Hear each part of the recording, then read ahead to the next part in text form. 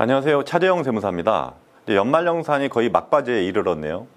자, 지금부터는 지급명세서 전산매체 제출하는 시연과 그 지급명세서와 원천징수 이행 상황신고서의 어떤 검증 자료를 가지고 설명을 해드리겠습니다. 먼저 지급명세서와 원천징수 이행 상황신고서의 검증하는 방법을 한번 말씀드리겠습니다. 자, 제가 예년에는 연말정산 그 중급 강의할 때 설명을 많이 드렸는데 2020년도 귀속 연말정산에는 별도로 말씀을 안 드린 것 같아서 이때 설명을 드리려고 하고 있었습니다. 자, 그러면 설명을 좀 보겠습니다. 먼저 지급명세서를 제출해야 되겠죠. 그래서 일반적인 법인은 지급명세서 자체를 보통 본점에서 제출합니다. 본점. 자, 그 다음에 지급명세서 제출 시기는 저희가 지금 동영상을 촬영하는 목적도 있고요. 여기 일반 근로소득, 퇴직소득, 사업소득은 3월 10일이죠. 이외 원천징수 대상 소득은 2월 말일이에요. 대표적인 게 이자, 배당, 기타, 그리고 비거주자. 그래서 이 부분 때문에 지금 저희가 급하게 촬영을 해서 먼저 올리는 거니까 놓치시면 절대 안 됩니다. 그 다음에 예의적으로 휴폐업이에요. 휴업이나 폐업이 일어나면 휴업, 폐업일이 속하는 달에 다음 달 말일까지 제출이 해야 됩니다. 요거 많이 놓치는 경우가 너무 많아서 요거 꼭 이해하시고, 특히 기타 소득 2월 말일이에요. 놓치는 경우가 많습니다. 근데 올해는 2월 말일이 휴일이기 때문에 3월 2일까지 연장되겠죠. 자, 그 다음에 가산세인데 지급명세서가 잘못되면 미제출 금액이 보통 1%고요. 1%고 그러니까 미제출이나 불분명 제출분에 대해서 1%예요. 그 다음에 지연 제출했을 때는 가산세가 5%, 50% 감면되기 때문에 0.5%가 되겠죠. 가산세 한도는 고의성이 없으면 일반 회사는 1억, 중소기업은 5천만 원. 그죠? 그러나 고의적으로 위반한 경우에는 한도 적용 배제가 이루어집니다. 그러니까 1억이 넘어도 가산세는 다 물어야 되는 거죠. 근데 우리가 실수하는 부분은 여기 불분명 제출분이에요. 예를 들어서 그 연말정산이 끝나고 어떤 사람이 소득에 대해서 지급명세서 제출이 됐어요. 근데 그 소득 자료가 잘못돼서 다시 제출한다고 하면 이 불분명 제출로 봐서 가산세가 1%입니다. 그러니까 지연 제출은 3월 10일 날 아예 제출하지 않고 3개월인 6월 10일까지 제출했을 때만 지연 제출을 말하는 거예요. 자, 가산세 한도나 설명을 드렸고요. 자, 그러면 지금부터는 원천징수 이행 상황 신고서하고 지급명세서 어떤 부분을 말씀을 드리는데, 원천징수 이행 상황 신고서는 실질적으로 귀속 지급이 굉장히 중요합니다. 귀속과 지급이 다르면 원래 별지로 작성하게 돼 있으니까.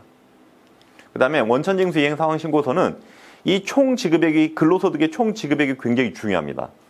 자, 그러면 검증을 한번 해보겠습니다. 지금 지급명세서가 잘못 제출되면 이런 내용을 국세청에서 받겠죠. 원천징수 이행 상황 신고서하고 지급명세서 제출내하고 차이를 소명하는데 요 내용을 좀 설명을 해드리려고요. 이 내용이 어떻게 연결이 되는지.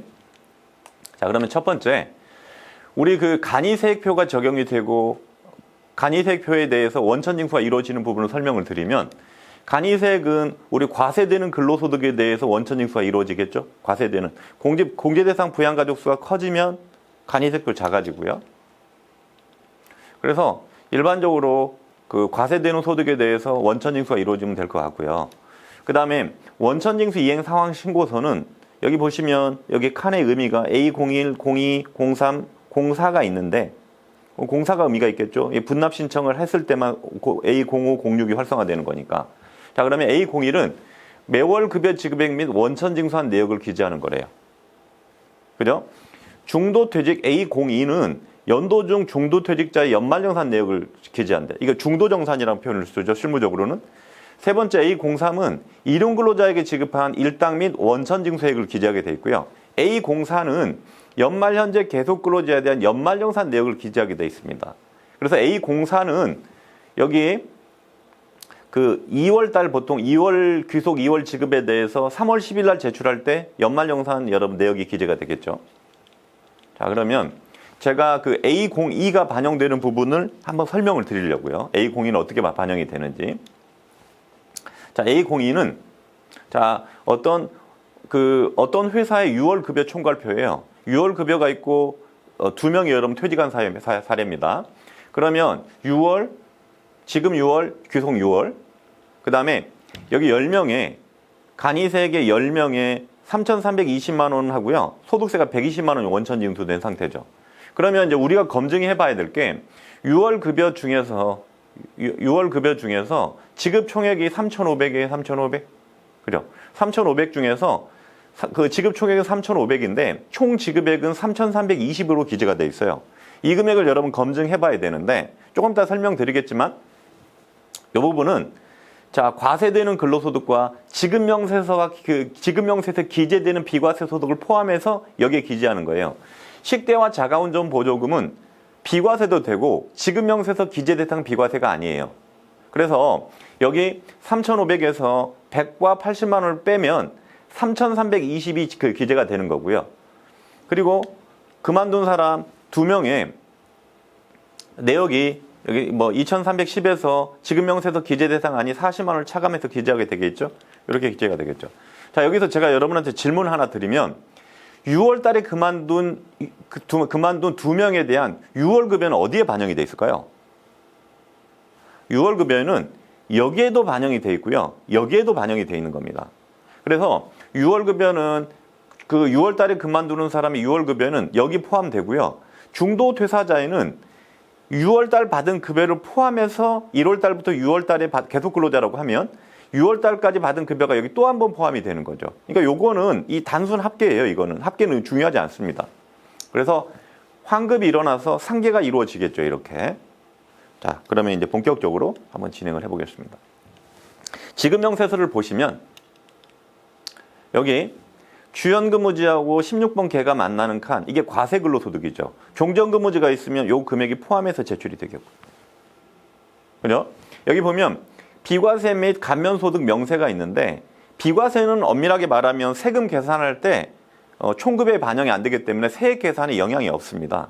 그러나 국세청에서 관리하고 싶은 비과세는 별도로 이렇게 코드를 부여해서 여러분 제출하게 돼 있죠.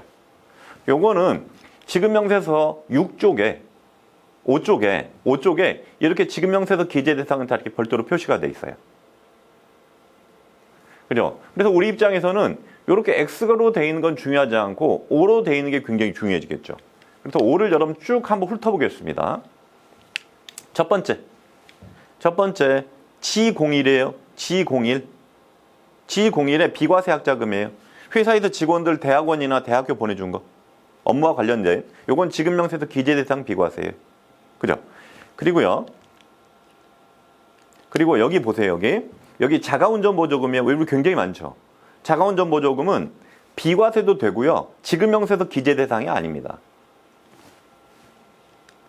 자, 그 다음에 각종 연구보조비예요. 연구보조비는 지급명세서 기재 대상인데 연구보조비는 직업군에 따라서 연구보조비를 세세하게 분류하고 있어요. 맞게 여러분 집어넣으면 될 것 같고요. 그 다음에 여기 H11, 12, 13, 취재수당, 벽지수당 이런 거. 자, 그 다음에 중요하죠. M01, M02, M03 어디? 국외근로소득 비과세. 그죠?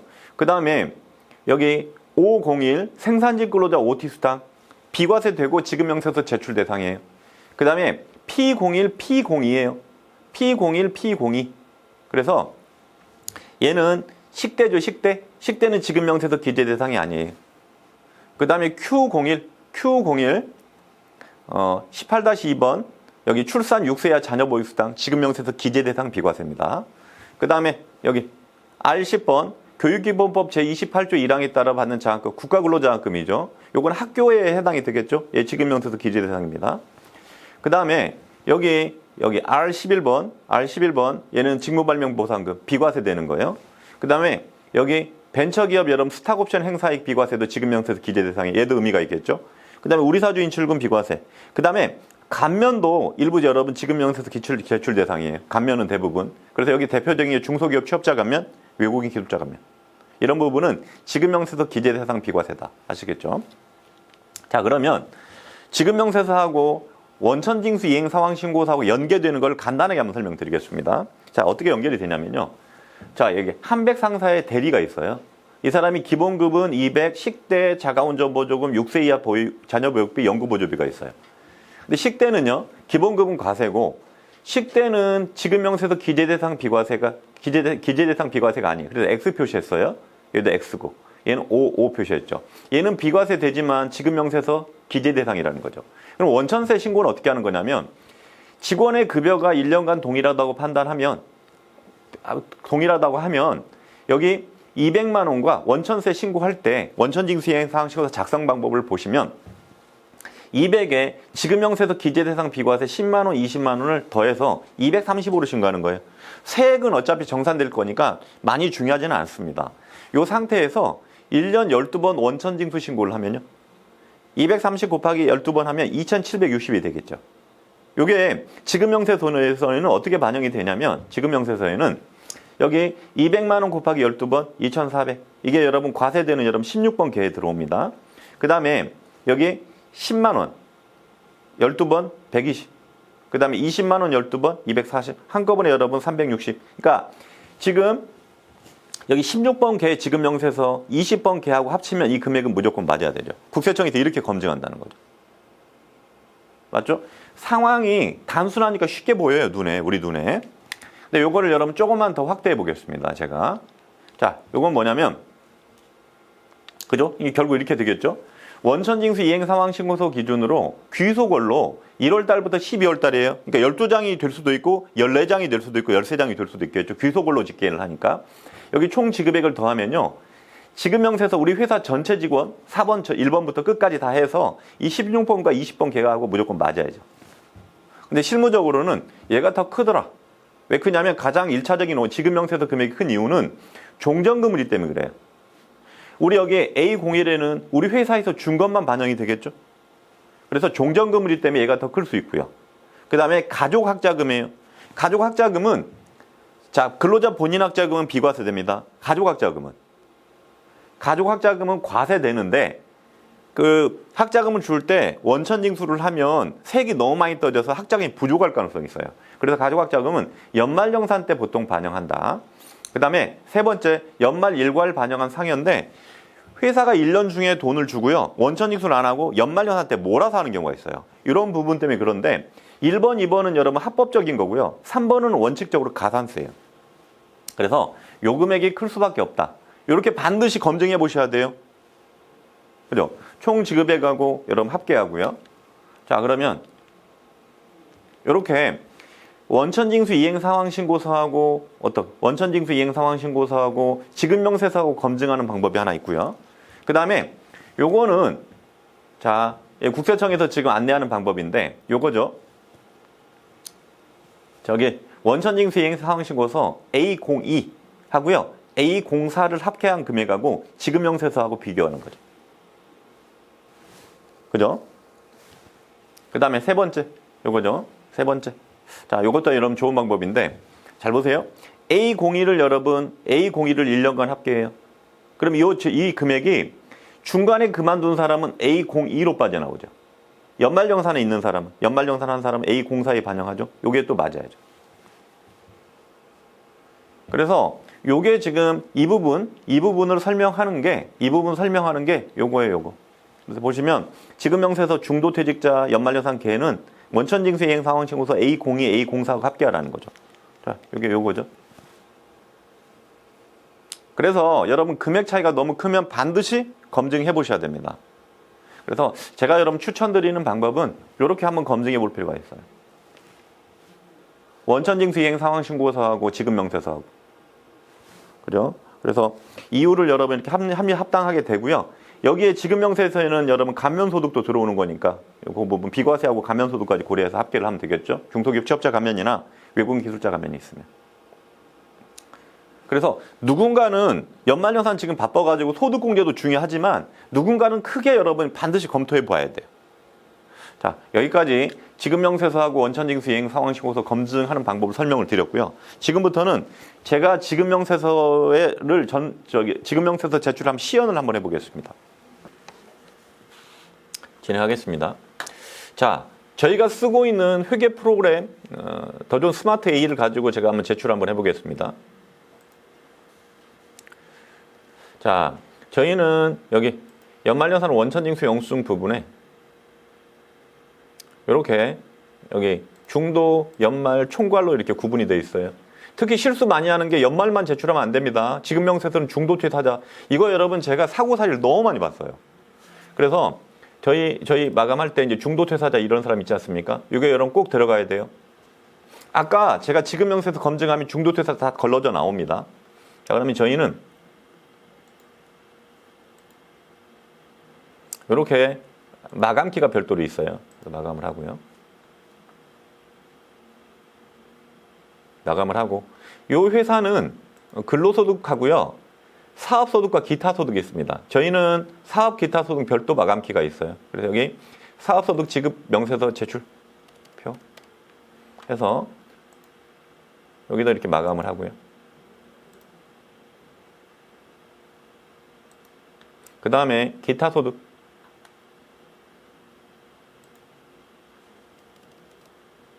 자 이렇게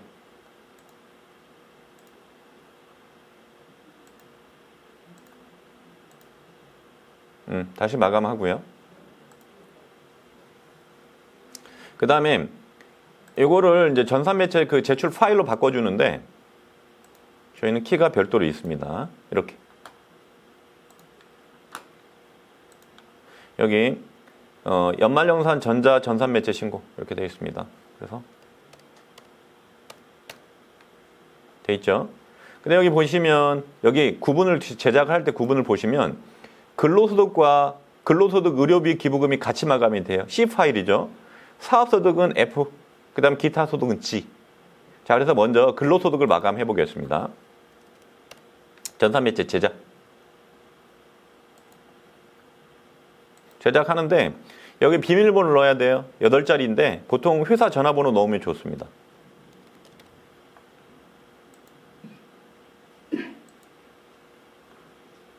제작이 됐고요. 그 다음에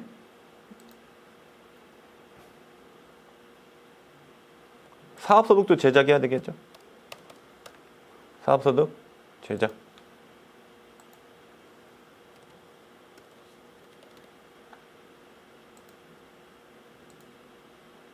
자, 그 다음에 기타소득도 있었죠. 기타소득.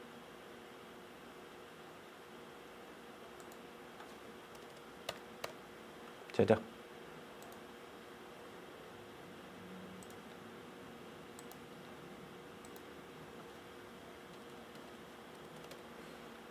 자, 제작. 됐습니다. 그러면 이제 그 전산매체 제출할 수 있는 파일은 제작이 된 거고요. 이제 홈택스에 접속해 보겠습니다.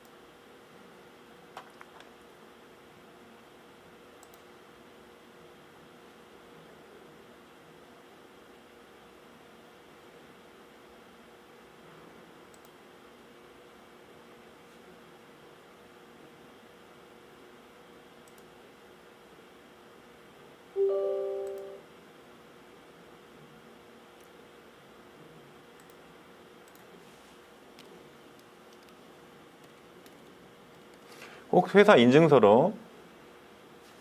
특히 주의할 거는 그 별도 관리자가 구분되어 있는 게 있어요. 별도 관리자. 별도 관리자가 구분돼서 각각 제출하면 그 회사에 통합 관리자가 있고 별도 관리자로 구분이 되어 있는데 그 통합 관리자가 아니고 별도 관리자로 부여된 데서 제출을 하면 별도 제출로 보기 때문에 나중에 어떤 걸 삭제해야 될 수가 있습니다.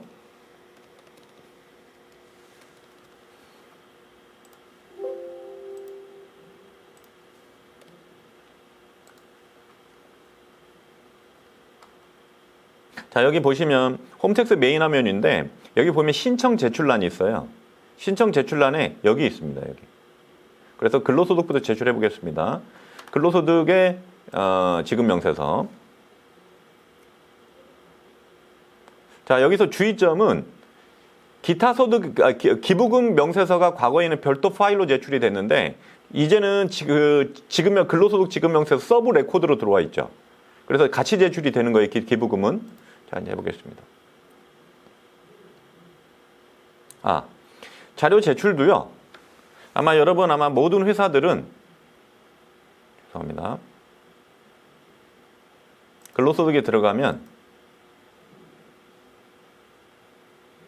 자료 제출 방법이 직접 작성 입력이에요. 이거는 뭐냐면 국세청 홈택스에 모든 걸 키인해서 만들어내는 거예요. 근데 아마 여러분의 회사 대부분은 아마 자체 쓰고 있는 어떤 프로그램이나 이런 ERP를 통해서 제출할 거니까 변환 제출 방식을 해야 되겠죠.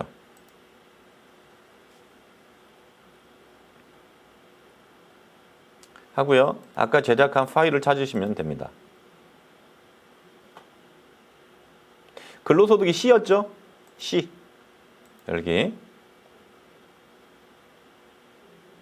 그러면 이제 파일이 제대로 이제 국세청 홈택스에서 형식을 검증하죠. 그래서 아까 만든 비밀번호를 그대로 입력하면 되고요.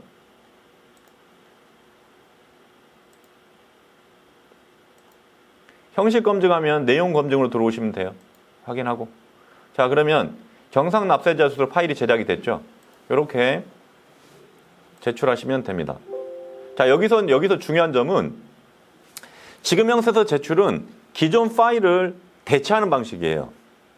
그래서 가장 많이 실수하는 부분이 전체 여러분 중도 퇴사자 포함해서 연말정산이 이루어져요. 지급명세서를 한번 제출했습니다. 근데 회사가 우리 회사 한 1000명 정도 되는데 한 2명이 잘못됐네?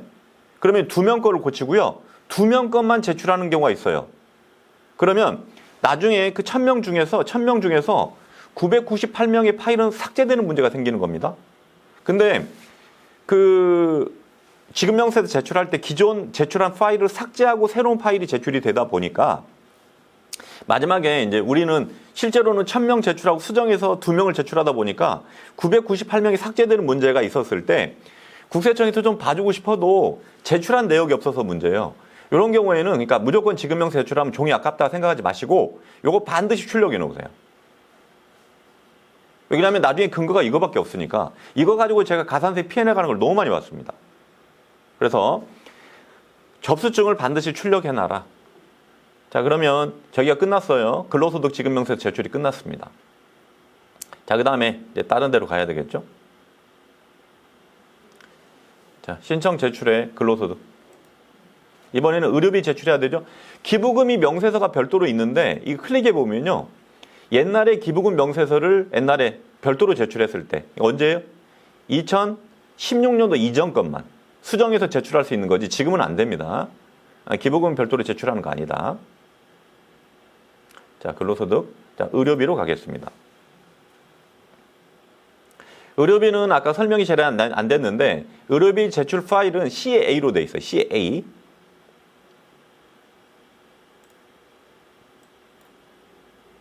의료비 제출 파일은 CA. 그죠? 떴네요. CA. 의료비 명세서 CA. 그죠? 파일 형식 검증하기. 자, 다시 한번 찾아보겠습니다. 의료비 제출 파일은 CA.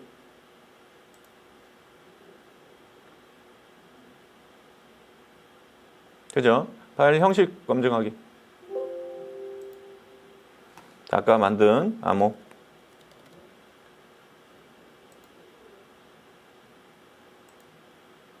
됐죠? 내용 검증하고. 그 다음에 전자파일 제출하고. 요것도 반드시 출력. 그죠? 제출하기. 제출이 되겠죠? 접수증 출력. 그 다음에 이제 사업소득으로 가겠습니다. 사업소득 신청 제출에 여기 사업 기타 소득 있죠? 여기 연말정산용 아니에요. 보험 모집인 방문 판매원 아니면 일반 사업소득 지급 명세서. 여기서 파일 형식 경정하기. 사업소득은 파일명이 F로 시작이 되죠. F. 자, 네, 마지막에 기타 소득. 퇴직소득 있으면 퇴직소득 반드시 하는 거고요. 그리고 아까 제가 말씀드렸던 지급명세서 검증하는 방법, 원천징수와 이행상황신고서하고 지급명세서 검증하는 방법은 모든 소득에 여러분 동일합니다. 그러니까 원천징수 이행상황신고서에 반영이 된 부분은 지급액란을 반드시 확인해서 지급명세서하고 여러분 반드시 대사해 보셔야 됩니다.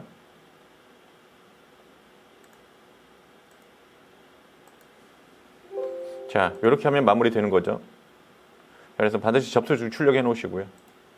자, 이렇게 해서 지급 명세서 제출하는 걸 여러분 시연해 드렸고요. 어디서 해야 되는지 말씀을 드렸습니다.